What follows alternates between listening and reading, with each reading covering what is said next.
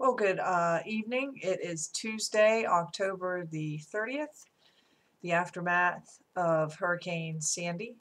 And I want to get you some feedback on the Thoreau and Fuller discussion board, as well as the small group slavery and freedom discussion board that you've done over the last 2 weeks before you have to take TWIS 2. As for the Thoreau and Fuller discussion board, I would say that the best threads that were posted were Brooke Bailey, Shanice's, Kirsten Gray's. Those were probably the best responses. I really liked Shanice really got a discussion going when she started to talk about equal rights and men and women and gender roles and that kind of thing. It was a good discussion. And I really liked, even though Kirsten didn't come out and say it, her discussion about Thoreau and his desire to live simply and to not be a slave to goods and things like that really spoke to a concern about consumerism, which was one of the issues that the transcendentalists would have um, addressed during the 19th century. Now, one of the things that disappointed me a little bit this time, I don't know that people read the prompt carefully enough, because what it asked you to do was to consider things like increasing technology, growing industrialism, slavery, women's rights, workers' rights, etc. These things that were going on in the 19th century that the transcendentalists seemed to be addressing in their work. And some of you really didn't do that. You chose a passage and said, hey, this is a really great passage, and it just shows you how important women are, something like that. But you didn't really address the concern that there was, and the growing desire for women to have equal rights that Margaret Fuller wrote about. Some of you did note that a lot of times there would be a connection drawn between the abolition of slaves and women having rights. There would be a connection there because, our Declaration of Independence says that all men are created equal.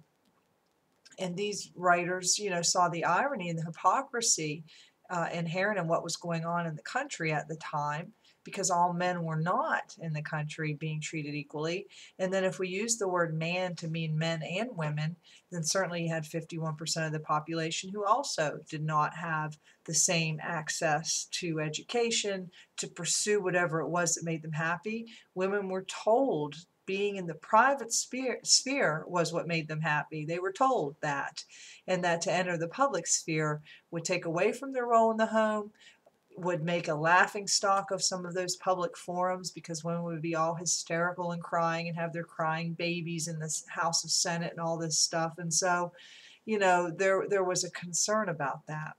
And to boot, just keep in mind the war that may have been addressed. Now, Thoreau's civil disobedience was in 1849. This was a good, more than a decade before the Civil War. But I'm sure, as you know, there were growing tensions in the country between the northern industrialists and the southern agriculturalists, who thought that the institution of slavery, they had a lot depending on and riding on keeping that institution alive and well, whereas the industrialists maybe didn't need to rely so much on that slave labor, and saw that, slavery was not really right. So there was a growing tension that would eventually, culminate along with some other issues in the Civil War. But there was also the Mexican-American War happening, and this was the war that Thoreau was protesting by not paying his poll tax. And that was also related to slavery, because it had to do with territorial dispute over Texas, and then whether it would be a free state or a slave state. And so, so those were some of the concerns: women's rights, abolition of slavery, and then also you had workers' rights. Because in the North, they didn't need slaves because they could take advantage of the people who were coming over, the immigrants who were coming over, and other poor people. They could overwork them in factories and underpay them, etc. There are no labor unions, there are no workers' right, and that kind of thing. You saw Brownson Alcott write about that in some of that reading you had to do earlier. So those were the kinds of things. So I like that Kirsten addressed the growing consumerism. I liked one of Shanice's responses, which suggested, just as Thoreau did, that not only was slavery an issue, but people were becoming slaves to their things. so you're bound to your house and your car and your technology, and the more you have, the more you have to tend to and try to take care of, and it becomes sort of this enslavement, and you're kind of trapped and you're not really free. And this is one of the things that Thoreau was trying to do, sort of separate himself from that kind of stuff. I also like that Katie um, referenced in one of her responses the impracticability, perhaps, of Thoreau's stance. If everyone decided they weren't going to pay taxes on issues related to ideas that they disagreed with, then it would be quite kind of a chaotic mess, and it's not maybe a really practical way to sort of rebel against or protest against what people see as our injustices. And there is some impracticability. Romantically, ideally, what Thoreau did is a very interesting experiment. He was lucky that he could do it. He had a friend who gave him land so he could build his pond. That was Emerson's land. He built that cabin on that pond. His mother lived just a couple miles away, so he could walk home, to eat and things like this. And so sometimes Thoreau's criticized for that.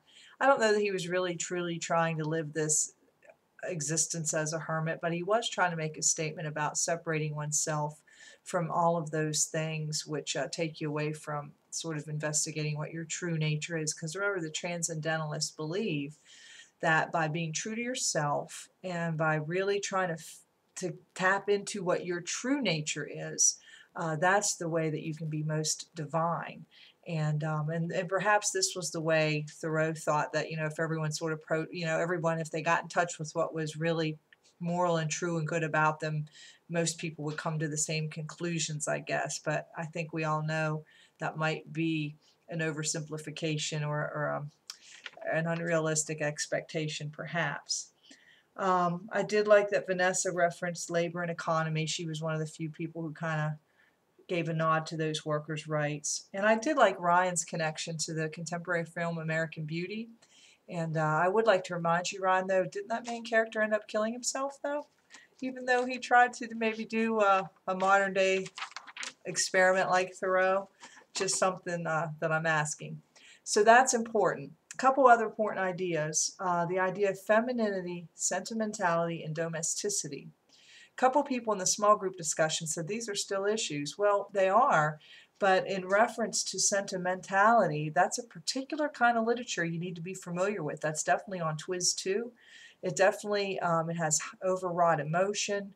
A lot of times you have female characters who, against all odds, sort of overcome some really terrible injustice done to them. Their chastity, their purity is at stake, and they somehow maintain it in the face of all of this and overcome. And usually in a sentimental novel, the way the heroine succeeds at the end is by marrying, so usually at the end there's a marriage at the end of a sentimental novel. So if you haven't already checked out the link about sentimental literature, you want to do that before Twiz 2, because that's a particular reference. Domesticity, don't forget to look at the handout about Stowe. That cult of domesticity, it was an ideal in the 19th century that many men and women held, and it's what Harriet Jacobs uses to sort of frame her slave narrative. Harriet Beecher Stowe uses it in her stories, The Seamstress and Trials of a Housekeeper, as well as Uncle Tom's Cabin. And again, that's that idea that women have a private sphere that they're supposed to be part of. They're not supposed to enter the public sphere. They're supposed to be at home. They're the moral compass. They're chaste. They're pure. They're very pious, Christian. This is where we still get the idea of, quote, lady, act like a lady. A lady doesn't speak her mind. She's quiet. She crosses her legs. She's very chaste, this kind of thing. So that's a very important ideal, and that's the cult of domesticity. And of course, the idea about what is feminine, what is masculine. Some of you noted that today men are less afraid to take on what have been considered traditional feminine roles and vice versa. And some of you also noted the battle is not yet won. And just think about some things. I challenged my face-to-face class. If you, for example, when you think about roles of women who clean, women clean the house and take care of the house. Think about what you see in media. how many commercials do you see where men are cleaning the toilet or scrubbing the floor or Swiffering or concerned about spots on the dishes? You don't see too many. So even though we've definitely come a long way in the way we perceive gender roles, we still tend to want to cling to, there are certain realms that are for men and for women. But, we're working on that. We're certainly better than we were in the mid-19th century. Last thing I want to say is for those small group discussions in particular, please try to post before Sunday, like at 11:30 p.m. Because part of your grade is based on, you need to reply to one or two classmates depending on what week it is. And if somebody has their work done Wednesday or Thursday and all they need to do is reply to a classmate and no one else gets on till like 11:30, it's really not fair for someone to have to kind of wait up until midnight on Sunday to respond to get their points. So try to think about each other a little bit and maybe try to get to your work a little bit sooner in the week on these discussion boards so people have a chance to respond. If you didn't get a perfect score, it's probably because I was not impressed with the level of detail and the support in your responses. And those small group discussions this week, not everyone got a 20. And the same thing with the whole group. And I think I've addressed why. So please make sure you study for TWIS 2 before you take it. It is forced completion. The study guide is very detailed and gives you the essay questions to prepare ahead of time, which I recommend that you do. And finally, I'm going to open up those discussion boards so that you can review each other's responses and get ready for TWIS 2. So I hope you survived Hurricane Sandy okay, and I hope you have a good rest of the week, and I'll be back in touch again soon.